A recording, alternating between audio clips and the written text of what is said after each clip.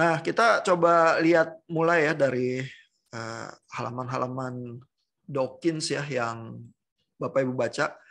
Misalnya di bagian textingnya Bu Teti itu menangkap argumen utamanya yang ini sih ya, yang persoalan pro-kodak ini ya. Karena secara umum biasanya orang beragama menyerang kelompok evolusionis itu bilang bahwa lo kan nggak ada binatang antaranya ya, mana ada itu krokodak ya atau frongki gitu ya, dari monkey dan dari frog gitu ya, mana binatang antaranya. Nah itu yang pertama diruntuhkan oleh Dawkins ya, dia bilang pola berpikir semacam itu salah ya, karena ya memang nggak ada krokodak atau frongki ya, karena dua-duanya kan binatang modern ya. Jadi kita harus paham argumennya dulu ya. Evolusi itu argumennya adalah binatang yang ada sekarang itu punya common ancestor ya, punya binatang yang zaman dulu ya, di dalam zaman purba itu merupakan nenek moyang dari bentuk yang sekarang. Tapi bukan antara yang ada sekarang itu missing link-nya, itu bahkan evolusi juga nggak mengklaim seperti itu ya. Nah, lalu di dalam buku ini dia menunjukkan ini ya, binatang ini Eomaya. Ya, Eomaya ini tidak seperti simpanse, juga tidak seperti elephant ya, tapi diyakini sebagai common ancestor-nya dari simpanse dan elephant ya, bentuk fosilnya seperti itu begitu ya. Nah, jadi kalau kita lihat fosil masa lampau ya, kata misalnya kalau manusia ya, argumennya terhadap manusia ya, yang masa lampau itu common ancestor-nya seperti apa sih? Ya mungkin seperti ada kemiripan dengan manusia modern, tapi juga ada kemiripan dengan manusia purba yang mungkin cukup mirip dengan kelompok yang dari monyet, orang utan dan lain sebagainya. Gitu. Jadi ada di antara itu begitu ya, common ancestor itu. Tapi kalau argumennya evolusi salah karena kan dari monyet nggak pernah lahir seorang bayi manusia gitu ya. Bukan itu juga yang diklaim oleh evolusi begitu ya. Di chapter bukunya Dawkins itu yang dia bantah begitu ya. Jadi jangan menyerang karikatur dari evolusi ya, dengan kata lain begitu ya. Dan dengan cara itu Dawkins berusaha menunjukkan juga ini kadang-kadang orang yang teis dan kreasionis itu nggak tahu apa yang mereka serang dan nggak tahu apa yang dibicarakan gitu ya, nggak paham dengan sains, makanya jadi kayak gitu ya. Dawkins itu termasuk ateis yang paling nyelekit ya di antara ateis-ateis yang lain kayak Sam Harris atau Christopher Hitchens sih nyelekit juga ya. Christopher Hitchens soalnya jurnalis sih ya. Tapi Dawkins itu yang paling senior dan paling nyelekit sih. Jadi dia nggak akan sungkan-sungkan ngomong yang kayak gitu ya terhadap orang teis dan kreasionis ya. Nah, tapi dia memang muncul dari bidang biologi ya. Jadi argumennya dia sering memang menangkap secara lebih akurat ya sebenarnya orang biologi itu berpikirnya seperti apa. Nah, saya ingin tunjukin beberapa hal ya yang agak sedikit di luar buku itu, tapi sebenarnya mewarnai juga hawa perdebatan modern ya, juga di kalangan agama tentang evolusi ya. Jadi kalau Bapak Ibu baca ya, ini di Amerika ada trial yang sangat terkenal ya, namanya Scopes Trial. Biasanya disebutnya juga Scopes Monkey Trial ya. Ini terjadinya karena ada guru pengganti ini namanya John T. Scopes ya. Itu masuk ke pengadilan dengan tuduhan melanggar hukum di Tennessee. Ada hukum yang melarang mengajarkan evolusi ya, dan secara spesifik human evolution ya di dalam sekolah negeri. Gitu ya. Jadi hukumnya tahun 1925 itu nggak boleh melarang mengajarkan evolusi, lalu si Scopes ini dianggap sudah mengajarkan evolusi ya. Nah, tapi persidangan ini kalau baca sejarahnya di sini ya, sebenarnya semacam pertunjukan ya. Karena si Scopes juga kalau ditanya dia nggak ingat ya apa benar dia sebenarnya mengajarkan teori evolusi atau enggak, tapi memang dia pakai buku yang memang ada bagian itunya gitu ya. Tapi dia tuh menyetujui bahwa oh mari kita buat acara persidangan ini ya, buat eventnya ya, karena untuk semacam menarik perhatian publik. Terus juga ini kota kecil sebenarnya di Tennessee ya, kota Dayton begitu ya, supaya di situ tuh banyak apa atraksi event gitu ya, terus orang pada datang ke situ, orang-orang terkenal gitu ya, sehingga menguntungkan daerahnya gitu. Ya, jadi ini kayak semacam panggung ya. Tapi gara-gara persidangan ini, dan di dalam persidangan ini si Scopes-nya kalah, cuman keputusan sidangnya dianulir juga karena persoalan-persoalan teknis gitu ya. Nah, yang menjadi penuntut ya, ini orang Presbyterian sangat terkenal, terus calon presiden waktu itu William Jennings Bryan ini. Ya, jadi sehingga kasus ini tuh dianggap ya sebagai publisitas. Ini misalnya kalau kita baca di bagian sini ya, publisitas tentang kontroversi antara fundamentalis dan modernis. Lalu fundamentalis sama modernis itu klaimnya apa? Modernis klaimnya adalah evolusi itu bukannya tidak konsisten dengan agama, sedangkan kalau fundamentalis klaimnya adalah firman Tuhan yang diwahyukan di dalam Alkitab harus menjadi prioritas di atas semua pengetahuan manusia. Gitu ya. Jadi at least keterangannya yang ditulis di sini ya, mungkin kejadiannya lebih complicated dari ini, tapi ini kayak di mata publik ini jadi semacam pertentangan antara sains dan agama, lalu pertentangan juga antara yang kelompok yang fundamentalis dan yang modernis. Begitu ya. Ini sangat terkenal karena juga mewarnai sejarah Amerika gitu ya. Terus di dalam persidangan ini yang orang Presbyterian itu, yang calon presiden itu mewakili kelompok Kristen ya, itu tampilnya kadang-kadang di dalam analisis-analisis yang di waktu yang berikutnya ya, sering kalau dianalisis itu terlihat memang nggak paham sains gitu ya, sehingga memberikan nuansa buruk juga ya buat orang Kristen yang dianggap anti sains jadinya karena sejarah yang semacam itu. Gitu ya. Itu kasus yang kalau di dalam buku-buku atau pandangan perdebatan yang asalnya dari Amerika ya, itu cukup cukup sering muncul ke permukaan dan disebut karena kasusnya terkenal ya. Nah, lalu di bukunya Dawkins sendiri ya, dia nyebut kontroversi lain nih.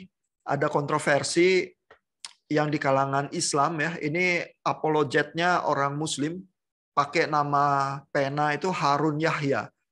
Ya, dan Harun Yahya ini bikin buku yang sangat tebal dengan warna-warni yang indah, mahal, kirimin ke semua saintis yang ada di Amerika, yang ada di Inggris, terus dapat ya saintis-saintis itu ya. Nah, judul bukunya ini Atlas of Creation begitu ya. Ini cukup heboh juga kasusnya karena masuk juga ke analisis misalnya di New York Times ya. Jadi kalau Bapak Ibu mau baca analisisnya ya, muncul juga ini di New York Times ya.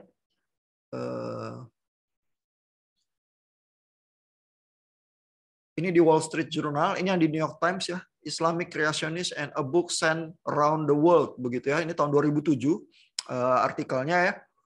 Nama asli dari Harun Yahya itu Adnan Oktar, itu asal Turki begitu ya. Terus menulis Atlas of Creation itu terus kirimin ke saintis-saintis semua ya. Dan jadi kontroversi ya, karena saintis-saintis itu dengan cepat mengesampingkan buku ini ya. Jadi argumennya yang berusaha dibangun di dalam buku ini adalah bahwa ini ada foto-foto ya binatang-binatang dari zaman dulu begitu ya, bahwa argumennya binatang zaman dulu sama kok kayak binatang zaman sekarang gitu ya, sehingga evolusi itu salah begitu ya. Nah, tapi misalnya kalau Dawkins itu ya di dalam, kalau nggak salah di sini ya di artikel Wall Street Journal ini ya juga ada ini wajahnya ya, Adnan Oktarnya. Ya, lalu ada komentarnya Dawkins juga ya. Dawkins juga diajak debat ya gitu ya sama Adnan Oktar ini ya, nggak mau ya, karena menurut Dawkins dia itu nggak bisa bedain antara belut sama ular aja, nggak bisa bedain gitu ya. Gambar-gambarnya itu salah-salah gitu di dalam bukunya itu gitu ya. Nanti kalau diajak debat ini ya malah memberikan legitimasi ya terhadap ini orang aneh ini begitu ya.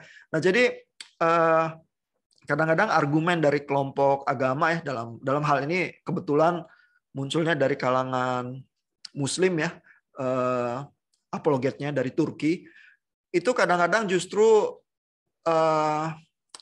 nggak menguntungkan karena menunjukkan orang beragama itu nggak paham sains gitu, terus salah-salah gitu ya, sampai Dawkins saja nggak mau ya ngeladenin debat dengan yang seperti ini gitu ya. Lalu Harun Yahyanya, ini artikel dari Kompas ya tahun 2021, ini juga bermasalah rupanya gitu ya. Memang dia banyak uang, terus mungkin dapat donasi untuk nyetak buku semacam itu untuk perlawanan ya, melawan sains dan ateisme mungkin ya.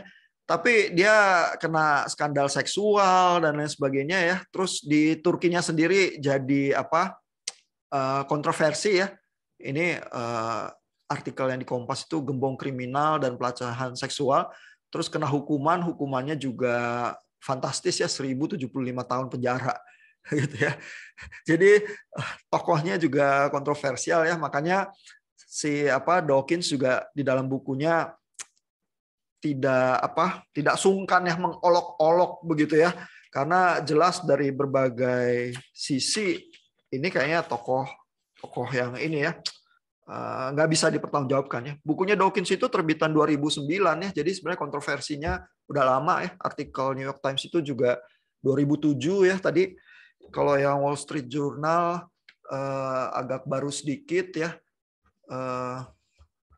Yang Wall Street Journal itu dari tahun 2009 ya artikelnya. Tapi yang tadi artikel Kompas tentang kontroversi Harun Yahya itu 2021 ya. Jadi tampaknya belakangan terbongkar ini orangnya memang banyak masalah juga di belakangnya gitu ya. Nah, jadi seringkali memang waktu clash ya antara kaum yang, kalau kita mau pakai nama itu ya, fundamentalis dan modernis gitu ya. Ini labeling kadang nggak menguntungkan karena yang dimaksud kadang bisa beda-beda ya. Tapi ya antara yang setuju sama teori evolusi seperti Dawkins dan yang merasa bahwa Dawkins itu menyerang agama ya, maka teori evolusi juga jadi sesat ya.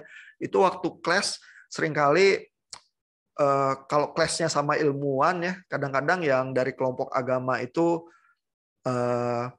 terlihat kurang paham ya sama sains ya. Nah, itu at least dari hal-hal yang ditulis Dawkins ya, kasus-kasusnya seperti itu ya, makanya argumennya dia bisa jadi kuat dan merasa diterima juga di kalangan saintifik karena contoh-contoh yang dia kasih itu memang kontroversial dan patut dipertanyakan gitu ya. Nah, terus tapi sebenarnya gimana ya? Saya tuh lihat pertanyaan dari Bu Tarisa ya di texting ya.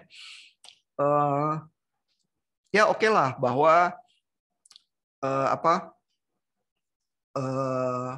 memang teori evolusi itu tidak berusaha mencari spesies antara di antara yang modern ya. Memang kalau kita mengerti secara lebih akurat, evolusi itu mengklaim bahwa di antara spesies yang ada sekarang ini ada common ancestor-nya, ada nenek moyang bersamanya ya. Nah, nenek moyang bersama itu bisa lebih mirip yang satu, bisa juga nggak terlalu mirip yang lain ya, karena bergerak ke arah tertentu dengan lebih kuat derajat perubahannya gitu ya.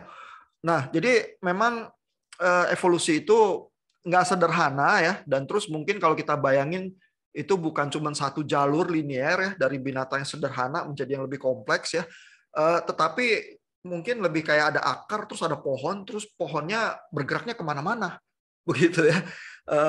Jadi bahkan di dalam bukunya itu ya Dawkins itu berusaha ya membantah pandangan-pandangan yang terlalu menyederhanakan evolusi itu juga gitu ya. Misalnya ada satu bagian dia bilang ya misalnya kuda sama manusia itu lebih ancient mana ya, lebih kuno mana gitu ya. Kuku kuda kan lebih sedikit ya, jumlah kukunya gitu ya, cuma satu gitu. Tapi manusia lebih banyak ya. Apakah kuda itu lebih kuno ya? Ya enggak gitu ya, karena manusia itu apa punya common ancestor yang jauh lebih tua begitu ya misalnya ya. Nah jadi hal-hal yang terlalu menyederhanakan ya dari fenomena evolusi yang diyakini oleh evolusionis itu dia bantah satu-satu ya. Nah lalu ya kalau kita lihat ya misalnya ya persoalan chapter tentang evolusi manusia sebenarnya ada satu chapter lagi, chapter 6 ya, yang saya nggak kasih Bapak Ibu untuk baca ya, tapi kalau berminat saya bisa upload juga sih ke G-Class ya, supaya Bapak Ibu kalau berminat bisa baca-baca kalau mau ya. Nah tapi kalau evolusi manusia ya, misalnya ya, secara sains modern, misalnya kita tahu salah satu manusia kuno itu Homo erectus ya. Lalu kalau kita lihat di Google aja ya, gimana sih penggambarannya ya Homo erectus itu ya. Saya tulis Homo erectus di sini, terus ini images yang muncul begitu ya. Ini berbagai ilustrasinya. Tentu kan kita punya fosilnya ya.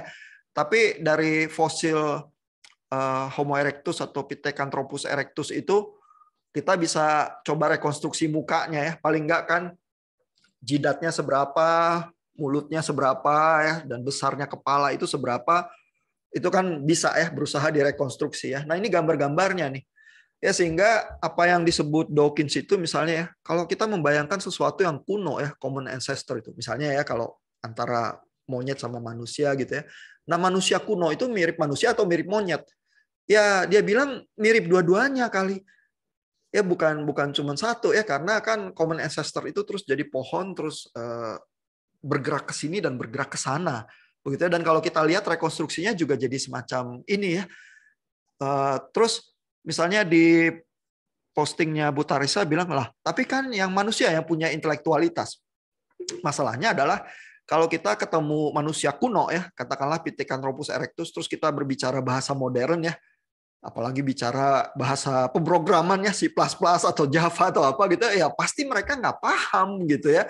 Jadi jangan-jangan ya kita akan menganggap manusia kuno itu juga nggak punya intelijensia, terus karena lihat kontur kepala dan mukanya kayak gitu, wah ini monyet, ini bukan manusia gitu misalnya ya. Nah jadi persoalan evolusi itu memang nggak simple ya, dan klaim yang seperti itu yang terlalu menyederhanakan bahwa evolusi bilang berarti manusia dari monyet itu memang terlalu menyederhanakan ya. Masalahnya common ancestor itu memang tidak mirip manusia modern sepenuhnya, tetapi mungkin mirip sebagian, tapi mirip sebagian juga dari spesies modern yang lain yang common ancestor-nya sama.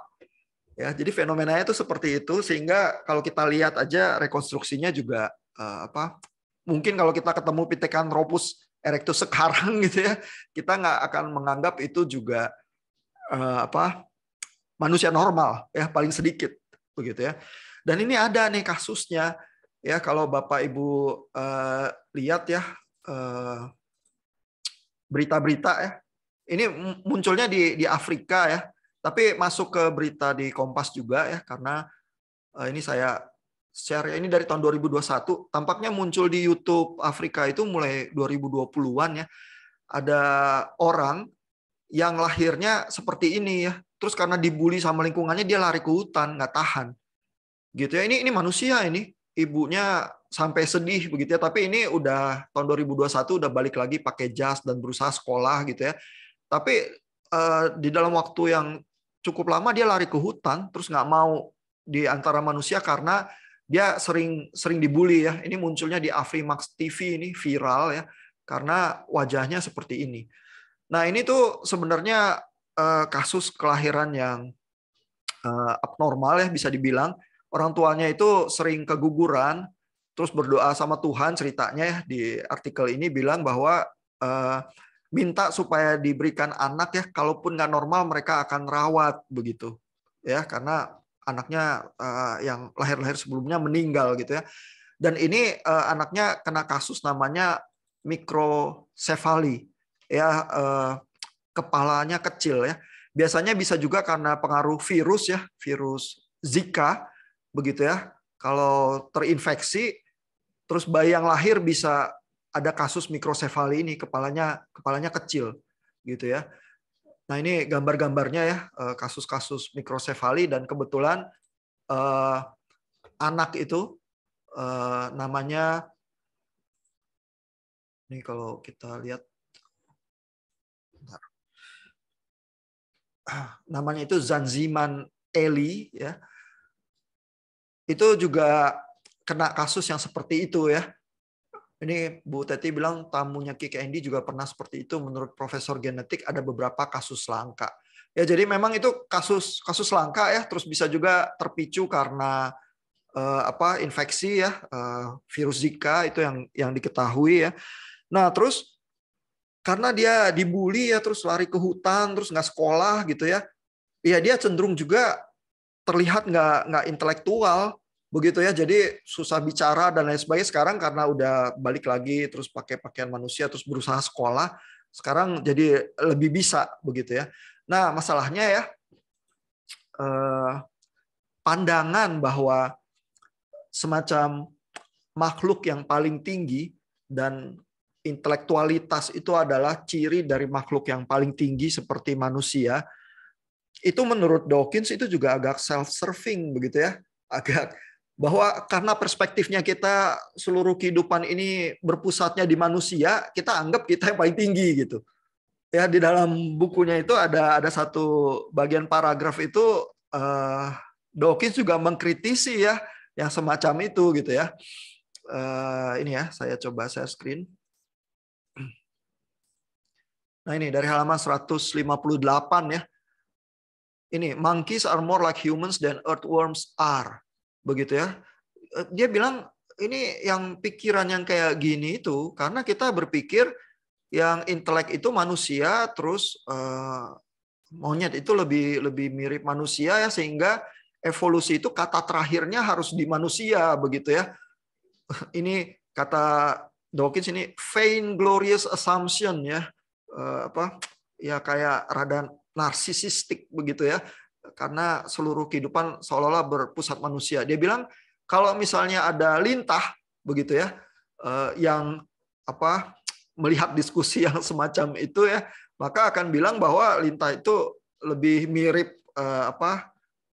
cacing ya daripada manusia. Dari sudut lintah ya mungkin yang paling tinggi itu cacing begitu ya, bukan manusia gitu misalnya ya. Ini sebenarnya kritik yang cukup keras ya, tapi mungkin juga orang Kristen perlu dengar ya. Misalnya saya tuh ingat pertanyaannya Pak Caleb ya minggu lalu ya, waktu kasusnya Galileo ya. Itu pertanyaannya interesting ya sebenarnya ya. Kenapa selalu interpretasi agama itu yang dipaksa ya ikut dengan sains gitu ya kan? Nanti kita harus merevisi terus dong pemahaman agama ya, kayak dicocok hidungnya ya terhadap pergerakan sains ya. Nah, mungkin yang terjadi itu agak sedikit lebih complicated dari itu ya. Sebenarnya waktu zaman Aristotle, pemahaman kosmologi itu kan sangat terpengaruh oleh filsafatnya Aristotle ya waktu zaman Galileo ya, dan belum ada tandingannya ya sampai zaman-zaman abad ke-16 itu ya. Sehingga sebenarnya adalah yang terjadi ada dua jenis sains nih, sainsnya Aristotle sama sainsnya Kopernikus yang diyakini juga oleh Galileo. Masalahnya adalah gereja dan pemahaman agama itu kawin terlalu dekat sama filsafat Aristotle. Ya, padahal kan bahkan even sejak Agustinus udah diperingatkan ya, Alkitab jangan dipakai sebagai buku sains, kan itu yang dikutip oleh Galileo di tulisannya itu ya, Letters to Grand Duchess Christina itu ya kan. Jadi even Agustinus juga udah sadar ya hal-hal itu ya, kalau pemahaman agama itu kawin terlalu dekat sama sains tertentu. Kalau sains itu nanti terbukti salah, seolah-olah agamanya kena. Ya, padahal sebenarnya ini pertentangan antara dua jenis sains. Tapi karena agamanya udah kawin dan merasa nempel ke sains tertentu, terus begitu sains itu diserang, agamanya merasa diserang juga. Gitu ya. Jadi mungkin fenomenanya lebih kompleks dari itu sih. Bukannya interpretasi agama selalu yang diseret kepada sains ya. Tapi ini ada sains itu interpretasinya banyak. Cuman agama di dalam waktu tertentu merasa kawin cukup dekat dengan tipe sains tertentu ya. Yang memang sih pada saat zaman Galileo ya filsafat Aristotle itu memang melingkupi ya semua banyak pemikiran gitu ya. Jadi susah juga ya bergerak ke paradigma yang baru ya, butuh lompatan ya. Dan Galileo yang bayar harganya ya untuk lompatan yang semacam itu gitu. Nah, jadi kalau zaman sekarang pergumulan-pergumulan sainsnya bisa beda ya. Di dalam hal kita ya termasuk persoalan evolusi begitu ya. Mungkin pertanyaannya fenomenanya bisa jadi sama lagi ya. Kita tuh terlalu komit gak sih sama versi sains tertentu ya, sehingga kalau sains itu dirasa diserang, agama itu juga yang terasa diserang juga gitu misalnya. Dan kita jadi kurang minat ya untuk mendalami sains itu dengan lebih mendetil ya, menunda dulu ya judgement agama ya, karena kan kitab suci memang tidak membuat judgement tertentu yang spesifik tentang hal-hal tertentu di sains gitu ya. Nah, jadi bisa jadi kasusnya sekarang juga seperti itu. Ya, sehingga yang perlu dipikirkan adalah kalau orang setuju atau nggak setuju dengan evolusi ya coba dipikirkan dari sisi sains apakah memang ada juga ya teori-teori yang bisa memfalsifikasi itu dengan baik dan diterima di kalangan saintifik ya. Mungkin sih juga tidak mudah ya, sama seperti perjuangan Galileo juga tidak mudah ya beberapa ratus tahun yang lalu begitu ya. Bisa jadi sekarang juga sama sulitnya, cuman kasus sainsnya lain ya. Tapi sentimen-sentimen yang merasa anti sains karena sains tertentu itu mengancam agama mungkin kurang menguntungkan ya kalau terlalu cepat begitu ya, karena fenomenanya biasanya juga diikuti dengan kita memaksakan baca Alkitab secara literal sih tafsirnya.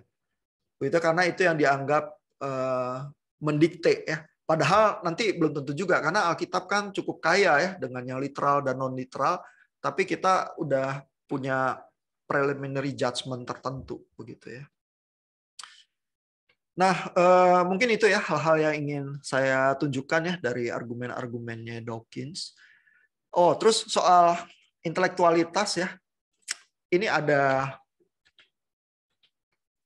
saya tunjukkan video tertentu juga ya. Ada kecerdasan binatang-binatang yang dari keluarga monyet, simpanse gitu ya, yang ada orang yang naruh di YouTube gitu ya. Ini coba kita lihat ya.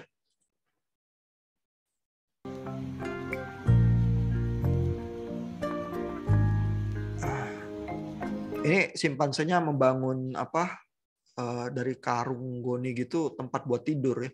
Jadi biasanya kecerdasan itu ya di dalam masyarakat yang kuno, misalnya kalau manusia kuno juga ya, biasanya di dalam diskusi-diskusi saintifik, kapan sih kecerdasan itu muncul ya? Kalau di dalam masyarakat itu bisa ada peralatan-peralatan itu ya yang muncul yang menunjukkan kecerdasan bahwa alam itu bisa dipakai sedemikian rupa secara fungsional ya. Misalnya di dalam manusia kalau zaman batu tiba-tiba bisa bikin pisau dari batu. Ya, terus habis itu meningkat ya, ada zaman logam dan lain sebagainya ya. Terus di dalam lukisan-lukisan gua itu ada ada art ya, sesuatu yang artistik itu bahkan kan nggak punya fungsi yang cukup jelas secara fungsional ya. Kalau bikin pisau dari batu itu kan memang buat berburu gitu ya. Tapi kalau lukisan di dinding atau kalung dari kerang gitu ya, nah itu tuh cikal bakalnya culture ya, budaya ya. Nah itu butuh semacam kecerdasan abstraksi yang lebih tinggi gitu ya. Nah terus kalau kita bilang kera itu kan nggak punya ya kecerdasan, itu manusia yang punya gitu ya. Nah ini kadang-kadang kita bisa suka kaget gitu ya, karena ada ya semacam yang seperti ini gitu ya, memakai barang-barang yang temukan gitu ya untuk sesuatu yang punya fungsi yang lebih kelihatan lebih cerdas begitu ya.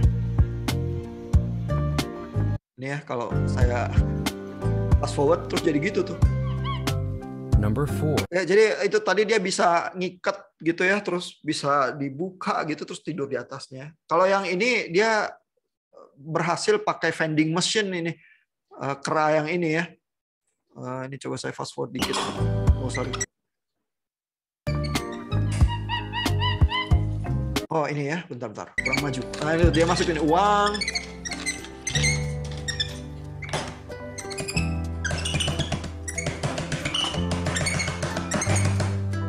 Mungkin ini juga akibat latihan sih ya, nggak tahu ya dia dilatih atau enggak ya. Tapi kan binatang-binatang memang bisa ya kalau menjalankan tugas tertentu dikasih makan nanti dia habitnya terbentuk ya. Ini sih kayak pakai vending mesinnya masih separuh hati ya, nggak terlalu tahu, pokoknya pukul-pukul aja yang mana gitu ya. Terus nanti tapi botolnya keluar. Nah terus begitu botolnya itu dibukain ya sama tuannya gitu ya, dia rada tahu juga bagaimana beroperasi dengan sesuatu yang kayak botol, tutup botol itu ya, diputer-puter sampai dia bisa minum gitu ya. Jadi cukup interesting sebenarnya.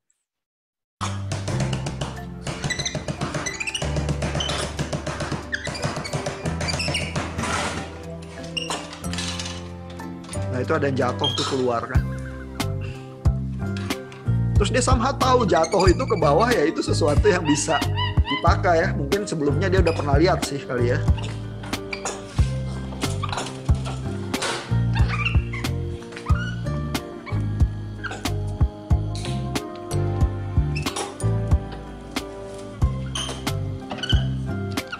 Nah, terus itu dia bisa berusaha buka botolnya ya.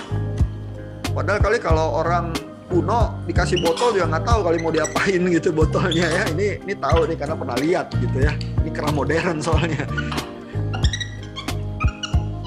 Nah, terus bisa minum. Nah, terus ada lagi kecerdasan ya, yang even orang juga nggak terlalu bisa melakukan kali ya. Ini ya, misalnya ada ini kayaknya sih dari apa kayak simpanse gitu ya. Agak lebih cerdas, dikasih komputer, terus dikasih layarnya ada angka-angka ya. Angka-angkanya hilang dengan cepat dalam beberapa detik, terus dia bisa ngurutin angka-angka itu tanpa melihat gitu ya. Ini ya, coba dilihat ya. Saya sih nggak bisa kayaknya tuh kalau dites kayak gitu tuh. Complete this test even though most humans could not do this.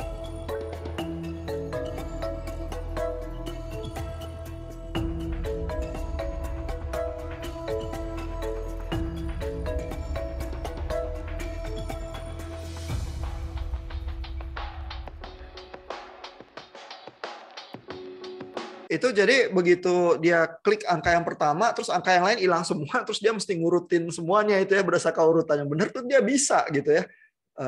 Manusia tuh ya saya at least nggak bisa ya kayaknya ya kalau saya liatin itu satu-satu aja saya telat itu ya, terus nggak bisa ya mencet tombol yang benar.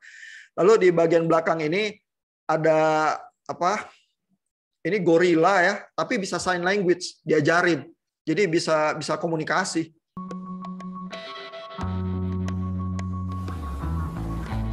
Do you sleep?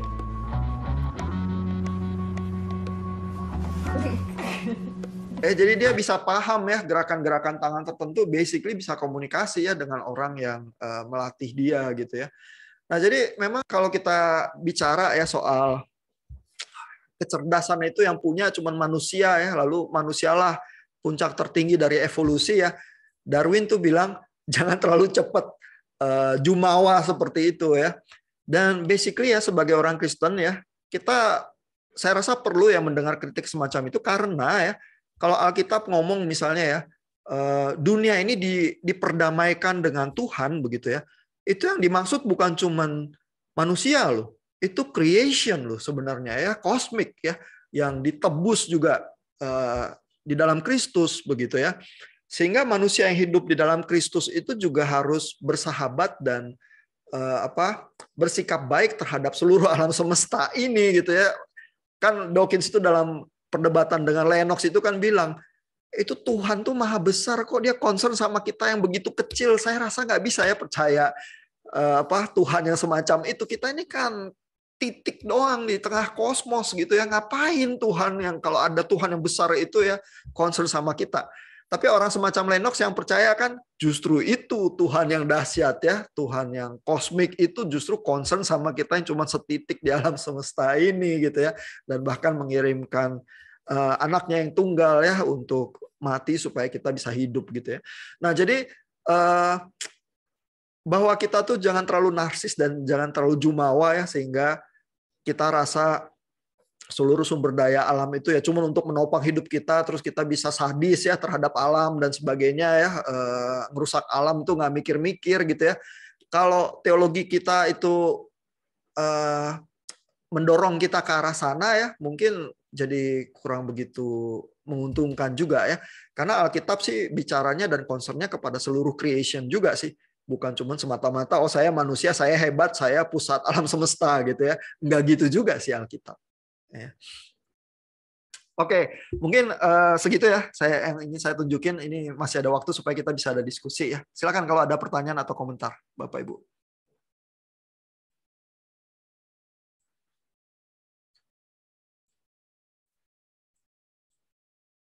Pertanyaan?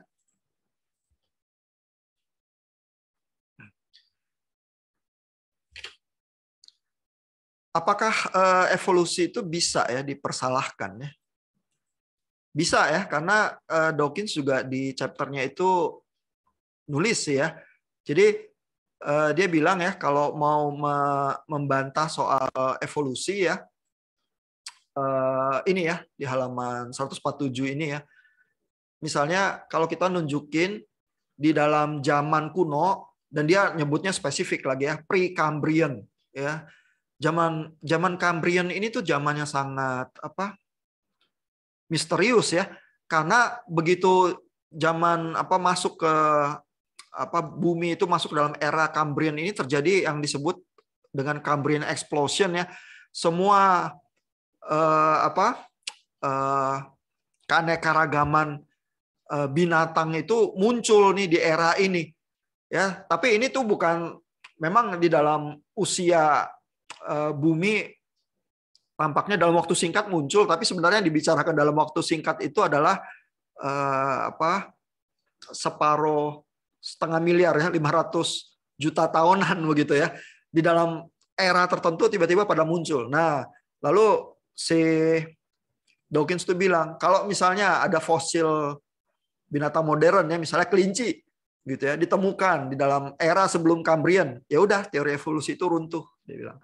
Jadi bisa ya, teori sains itu menurut Dawkins selalu bisa difalsifikasi, karena sains itu beroperasinya gitu ya. Kita coba bantah, kalau ternyata terbantahkan atau ada teori lain yang lebih bagus menjelaskan berbagai fenomena alam, nah teori itu yang kita terima, teori lama gugur gitu kan. Itu yang terjadi juga di dalam teori geosentris, digugurkan oleh heliosentris ya. Jadi even di dalam bukunya Dawkins menunjukkan ya, kalau mau membantah bisa itu gitu ya.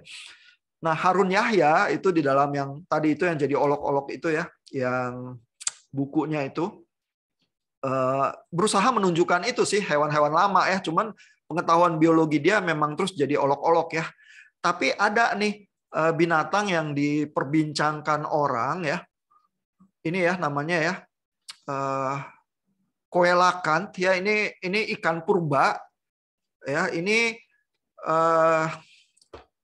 diestimasinya ini 10 jutaan tahun nggak berubah nih, kayak gini terus ya, karena masih hidup binatangnya. Terus kayaknya selama 10 juta tahun kalau dilihat fosilnya ya kayak gini terus ya. Nah, apakah ini, makanya judulnya kayak gini ya, ini judul artikel di The Independent ya, The Living Fossil Coelacanth Fish Left Behind by Evolution, ya, ketinggalan kereta evolusi begitu ya. Nah, memang ada kasus-kasus kayak gini ya, tapi kasus-kasus kayak gini itu hidupnya di perairan yang dalam ya, yang mungkin lingkungannya jauh berbeda ya. Terus penjelasannya di artikel ini adalah tampaknya spesies yang ini itu tidak punya kebutuhan untuk berubah organnya atau sifat-sifatnya ya, sehingga dia nggak berevolusi gitu ya. Dia kayak terpelihara di lautan dalam itu, jadi binatang purba yang nggak berubah gitu ya. Nah, kita kan selama pandemi ini kita bahkan mengamati evolusi virus ya. Memang sih 2 tahun sih cukup lama juga ya, harus sampai mereda ya. Padahal ya sebenarnya di dalam kategori yang saintifik ya, virus itu bukan makhluk hidup. Virus itu kan tidak punya metabolisme kayak organisme hidup ya. Dia baru bisa diperbanyak kalau dia membajak tubuh manusia ya untuk memperbanyak diri. Jadi sel manusia yang di hijack begitu ya, terus jadi sakit. Nah itu diperbanyaknya pabriknya di situ. Jadi kalau ada manusia dia bisa memperbanyak diri ya. Sama kayak virus komputer sih mirip ya kalau kita bayangin. Dia kalau ditaruh di luar komputer ya dia nggak bisa apa-apa gitu ya, tapi begitu diinjek ke dalam komputer terus disebar di jaringan gitu ya, ada pembuluh darahnya jaringan komputer ya kemana-mana ya, terus menular terus memperbanyak diri ya, karena dia ada mekanisme mengcopy diri. Nah virus itu begitu dia mengcopy diri itu kan sebenarnya selalu terjadi variasi ya, selalu ada perbedaan ya. Karena proses pengkopiannya itu kan nggak sempurna ya. Nah ada variasi-variasi tertentu ternyata mungkin rambut-rambutnya agak beda itu spike-nya itu ya. Terus nempel di sel manusia lebih gampang, lebih cepat gitu misalnya. Itu adalah varian-varian yang akhirnya lebih cepat menular ya. Makanya yang delta lebih cepat menular daripada yang alpha ya. Terus yang omikron juga lebih cepat menular daripada yang delta begitu ya. Jadi kecenderungannya virus itu mutasinya ke arah yang makin cepat menular, makin cepat menghijack sel, karena itu yang akhirnya jadi banyak. Ya kan kalau satu orang dapat varian yang lebih cepat menular, orang-orang sekelilingnya banyak yang kena, terus dia jadi yang merajai. Sehingga varian yang lama itu yang kurang cepat menular makin lama makin berkurang, karena either orang yang terjangkiti varian yang lama itu mati terus nggak berkembang ya, atau dia gagal menular karena dia kurang cepat menular. Akhirnya populasinya diwarnai oleh yang lebih cepat menular. Nah, lalu kalau menurut teori evolusi ya, virus itu kalau terlalu cepat bikin orangnya mati itu juga nggak menguntungkan, karena kan virus butuh ya inangnya itu. Ya, jadi kalau orangnya mati, virusnya mati juga sebenarnya. Jadi evolusi itu harusnya bergerak ke arah yang makin lama makin kurang mematikan. Karena virusnya jadi lebih bisa hidup ya, orangnya batuk-batuk doang gitu terus hidup terus nularin banyak orang ya, dia nggak tiba-tiba kena hari ini besok mati gitu ya, dia masih ke kantor ya, berasa kayak orang sehat, ke mall gitu ya, terus dia nularin banyak orang, terus dia kemana-mana virusnya jadinya ya, sehingga virus yang versi yang semacam itu yang nanti akan mendominasi ya. Dan kita lihat juga sih progresnya selama 2 tahun ini begini. Yang bikin kaget cuman varian Delta itu, karena waktu varian Alpha semua ilmuwan-ilmuwan tuh banyak yang bilang nanti harusnya lebih kurang mematikan. Delta lebih mematikan gitu ya. Jadi tampaknya memang mutasi itu tetap unpredictable ya. Cuman arah besarnya memang seperti itu ya. Makin lama makin lebih menular tapi lebih kurang mematikan. Cuman terjadinya seperti apa, memburuk dulu Delta terus baru Omicron, kita baru tahu juga gitu ya. Zaman sekarang ini. Karena 100 tahun yang lalu waktu Spanish flu ya kita nggak bisa mengamati online kayak sekarang gitu ya. Semua teknologi kita belum cukup ya. Terus nggak ada vaksin. Semua orang pasrah aja begitu ya. Kalau terjangkit begitu. Walaupun juga udah berusaha pakai masker, berusaha social distancing, tapi kan nyaris kedokteran masih jauh ya daripada kedokteran modern sekarang ya. Nah jadi evolusi itu even kita amati juga dalam virus, padahal virus bukan makhluk hidup secara teknis. Ya. Nah, apalagi makhluk hidup. Cuman selalu yang menjadi kesulitan kita adalah kalau makhluk itu dikasih cuman puluhan tahun, 100 tahun, terus dia ada variasi, paruhnya beda, itu kita bisa maklum lah. Darwin menemukan itu di Kepulauan Galapagos ya. Tapi kalau dia dikasih 1.000.000 tahun ya, 1 miliar tahun ya, atau 10 juta gitu ya, dia bisa berubah sejauh apa, kadang-kadang di luar imajinasi kita sih. Ya. Nah, kalau yang evolusionis percaya bahwa perubahan itu memang terus-menerus terjadi. Ya, dan kadang-kadang karena perubahan lingkungan dan lain sebagainya memaksa spesies tertentu itu bergerak menjadi mengembangkan sifat-sifat yang berbeda yang di dalam era modern ini kita golongkan kepada spesies yang berbeda gitu. Ya. Ya, mungkin ada pertanyaan atau komentar, silakan kalau ada.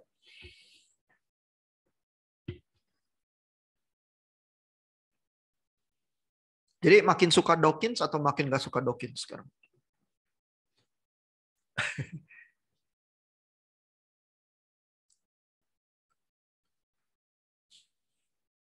Boleh juga lah ya Dawkins ya.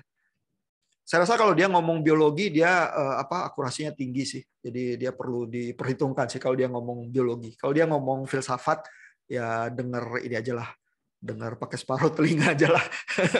Harus sering dicek dia kepada filsuf-filsuf yang beneran gitu. Tapi kalau ngomong biologi itu bidangnya dia tuh. Makanya saya kasih Bapak Ibu baca buku biologinya aja juga. Menurut saya itu produktif sih. Dan bukunya ini ya fascinating sekali sih buat saya sih. Saya suka sih baca bukunya dia. Ada pertanyaan, komentar?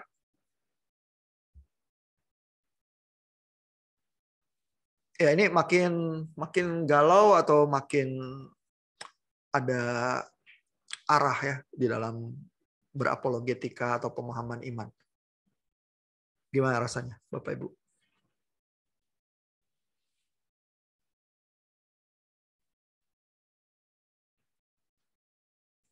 Oh, coba saya lihat ya di texting ada pertanyaan apa lagi ya yang nyisa ya.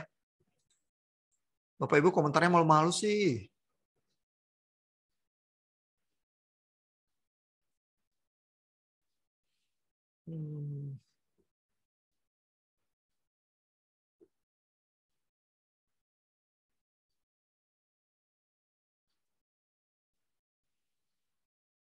Ya, pertanyaan Bu Teti kali ya yang belum sempat tersentuh itu soal makhluk-makhluk kuno yang ada di Alkitab ya. Makanya saya forward itu ya, ikan itu yang diberi nama oleh saintis modern Leviathan ya. Tapi apakah Leviathan yang ada di Alkitab itu ya basically kita kurang bisa tahu sih ya. Cuman penamaan itu ya juga muncul dari tradisi pembacaan Alkitab ya, itu ikan paus yang sangat besar yang giginya aja jauh lebih besar daripada gigi paus sekarang yang cukup besar begitu ya. Jadi itu hewan kuno yang fosilnya ditemukan terus diberi nama Leviathan. Terus binatang yang lain behemoth gitu ya. Jadi Alkitab memang menyebut ya monster-monster binatang-binatang kuno ya yang melambangkan kekuatan begitu ya. Muncul di kitab kita juga, terus kita kadang nggak terlalu tahu ya itu yang dimaksud dinosaurus yang seperti apa begitu ya, karena memang ada bagian-bagian yang punah sih ya, terus bergeser ya karena evolusi begitu. Iya. Mungkin lama-lama nanti kita makin tahu ya, tapi bisa juga enggak sih. Oh, Pak, Ya. berarti kalau kita sebenarnya berapologia ya atau berkomunikasi lah begitu dengan orang-orang yang evolusionis yang kayak fanatik banget begitu, dan kita kan secara pribadi juga walaupun orang Kristen begitu, entah ya bagaimana. Saya juga melihat Dawkins ini kan tidak apa-apa, itu memang bisa dilihat dan itu nggak ada masalah dengan iman Kristen juga gitu. Cuman berarti kita kan sebenarnya percaya juga ya dengan evolusi begitu, atau bagaimana? Waktu baca-baca itu sebenarnya saya ini ikut evolusi atau tidak percaya evolusi, tapi saya percaya juga dengan proses itu gitu. Jadi gimana tuh? Wah, ini udah ada yang bertobat nih ya, percaya evolusi jadi. Ya, jadi sebenarnya kalau Dawkins dia memang ateis ya, dan dia pakai teori evolusi itu untuk menjustifikasi ateismenya dia. Kalau dia jelas seperti itu posisinya dia ya. Nah, kalau orang seperti Lennox akan bilang, ya kan Bapak Ibu baca sendiri ya, dengar sendiri perdebatannya. Kalau ditanya apakah percaya evolusi ya, Lennox akan bilang evolusi yang seperti Darwin ya dia percaya gitu ya. Cuman dia nggak menspesifikasi lebih jauh lagi ya, karena bukan di luar area bidang ekspertisnya dia juga sih ya. Nah, tapi jadi adalah kalau evolusi itu benar ataupun tidak benar ya, ternyata tidak langsung berakibat meruntuhkan kekristenan. Nah, itu mungkin yang perlu disadari ya. Sama kayak heliosentris, itu kalau benar atau nggak benar kekristenan nggak terus lantas runtuh gitu. Ya cuma pada saat itu, pada zaman Galileo itu terasanya seperti itu tuh. Makanya Galileo kena penjara rumah. Begitu ya, karena ancaman itu seolah-olah Alkitab yang kena serang. Ya tapi kan kalau tafsir sebenarnya ada ruang tafsir tertentu ya, yang kalau kita memang tidak berusaha memakai Alkitab jadi buku sains, sebenarnya ada ruangannya ya, mau tafsir yang seberapa literal dan lain sebagainya gitu ya. Sehingga kita tuh selalu bisa berdialog dengan sains sebenarnya. Nah, mudah-mudahan sih sesi-sesi kita mendorong kita untuk menyadari kebebasan itu ya. Nggak langsung merasa terpojok duluan ya, sehingga nggak bisa berdialog dengan produktif lagi gitu. Atau jadi anti sains ya. Padahal nggak paham sains gitu ya, lebih nggak menguntungkan lah kalau kayak gitu ya.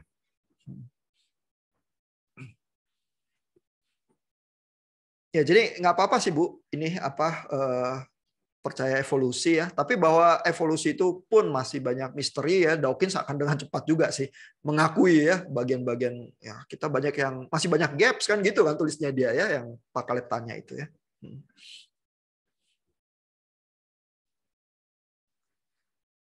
Oke, mudah-mudahan menjawab ya. Ada pertanyaan lagi? Komentar? Ini Pak Kaleb nih yang dari arah science engineering juga nih. Gimana Pak rasanya Pak baca Dawkins? Saya menarik sih Pak. Kemarin di kelas etika juga bahasnya kurang lebih ya tentang evolusi begini aja sih. Jadi, oh ya, di kelas etika bahas evolusi juga ya? Iya, jadi pas kebetulan banget gitu kan. Bahas tentang Dawkins juga. Jadi ya saya sampai saat ini juga masih belum bisa ini sih ya. Satu sisi juga tetap kalau bagi saya menerima pandangannya Dawkins gitu ya. Dan ya memang benar sih, Alkitab bukan buku sains juga gitu. Dan ya bagi saya saya percaya kepada penulisan Dawkins, penemuan-penemuannya dia juga ya saya terima-terima aja sih, fine-fine aja dengan pandangan-pandangannya dia sih. Dan ya tidak ada salahnya juga gitu sih. Di kelas etika baca chapter bagian mana atau buku apa Pak tentang Dawkins? Nggak ada di itu sih, cuman ya pandangan tentang teori evolusi Dawkins seperti apa, dan Darwin punya kemarin juga seperti apa sih. Lebih bahas tentang oh, nggak ada materi bacaannya yang spesifik ya? Iya, nggak ada sih, nggak disuruh baca materi spesifik. Oh, oke.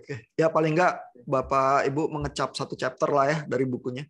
Nanti kalau chapter yang tentang manusia masih berminat, saya upload lagi aja ke G-Class. Mungkin upload aja kali Pak. Kenapa?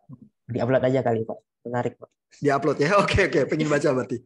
Baiklah, nanti saya upload. Ada komentar, pertanyaan lagi?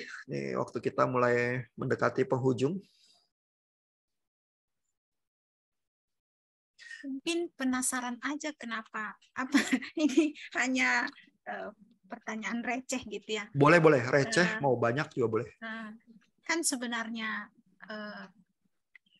Dawkins sendiri juga waktu wawancara dengan Lennox itu kan nggak terlalu kayak anti banget gitu dengan ajaran-ajaran Kristiani begitu. Tapi mungkin kalau saya sih melihatnya, mungkin kenapa dia menjadi ateis itu mungkin bukan karena sains atau saya percaya hanya sains atau ini nggak ada Tuhan, tapi mungkin ada hal lain gitu sih, karena dari tulisannya itu dia tidak sedang mau meniadakan hal yang di luar dari itu terjadi begitu, tersirat sih gitu, tapi mungkin ada hal lain yang membuat dia menjadi ateis gitu sih Pak. Oh, karena tampaknya di dalam perdebatan dia tuh cukup bisa, even kadang-kadang nyerempet bilang, ya kalau Tuhan itu semacam kekuatan force yang mengatur alam semesta, mungkin dia masih bisa menerima gitu-gitu ya.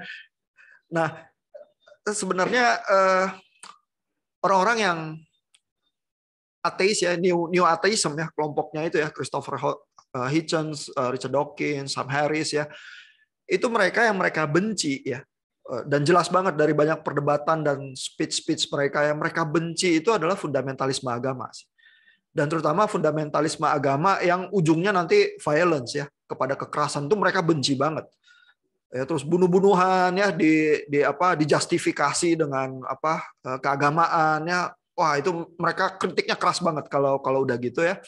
Nah, cuma mereka somehow ya di dalam pemahaman mereka merasa terus mereka pukul rata gitu. Ya kalau misalnya orang yang kayak Sam Harris argumennya malah orang yang beragama moderat itu juga nggak menolong karena nanti kalau yang fundamentalis melakukan kekerasan terus dikritisi, nanti yang moderat itu merasa mereka kena kritisi juga. Jadi mereka memihak yang itu, yang fundamentalis kekerasan juga gitu.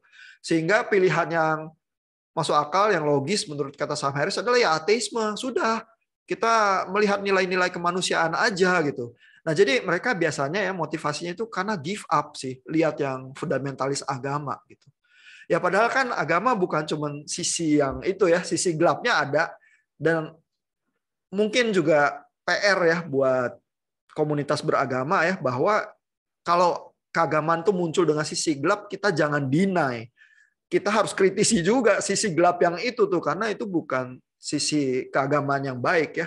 Dan kadang itu muncul dari interpretasi keagamaan tertentu juga gitu, yang fundamentalistik begitu ya. Nah kita harus mengkritisi juga sebagai orang beragama ya. Nah yang dibenci ateisme modern itu ya, tapi kalau ketemunya orang kayak Lennox yang terus beragama, terus saintis juga, nah tiba-tiba ngomongnya bisa ya. Tapi kan kayak Dawkins nggak mau diajak debat sama Harun Yahya, nggak mau, dia buang waktu aja gitu ya. Apa orang gambar binatangnya aja salah gitu misalnya. Nah jadi sebenarnya kadang-kadang yang new atheism dan sebagainya yang kita anggap sebagai musuh ya, bicara banyak hal benar, dan kalau mereka mengkritik kita harus dengar juga ya, dan kalau kritik mereka benar kita harus ikut masuk juga, mengkritisi juga yang salah itu ya, walaupun yang salah itu munculnya dari kubu agama gitu ya. Harusnya kalau kita mau otentik dan mau konsekuen, kita harus seperti itu sih. Ya mudah-mudahan menjawab sedikit ya. Coba aja dengerin mereka kalau makin ngefans ya. Banyak kok video speech mereka sama debat mereka di YouTube ya. Terus rasakan ya nuansa mereka seperti apa sih gitu. Nah mudah-mudahan dengan begitu kita juga jadi nggak terlalu hostile ya kalau berdialog sama kubu-kubu itu ya yang dianggap sebagai apa musuh tradisional agama gitu ya. Dan mungkin kita jadi lebih punya telinga yang lebih bisa mendengar kritikan juga ya, karena hal-hal yang mereka ngomongin ada benarnya juga. Jangan sampai kita negasi ya hal-hal yang benar yang muncul dari apa pengalaman mereka gitu. Oke, waktu kita habis nih. Jadi kita sampai di sini aja. Thank you ya Bapak Ibu untuk apa diskusinya dan pertanyaan-pertanyaannya, juga apa textingnya. Minggu depan saya pilihkan chapter dari Kelly James Clark. Dia dulu ngajar di Calvin College, itu masih chapter tentang evolusi ya. Dia bicarain tentang bukti-bukti evolusi. Tetapi bacaan yang lain itu dari Peter Enns, itu tentang tafsir Perjanjian Lama, terutama kitab Kejadian di situ ya, karena ini salah satu problem yang kita terpaksa jawab juga ya kalau berpikir tentang evolusi. Mudah-mudahan itu menolong Bapak Ibu juga sih di dalam perjalanan pemikiran kita ya.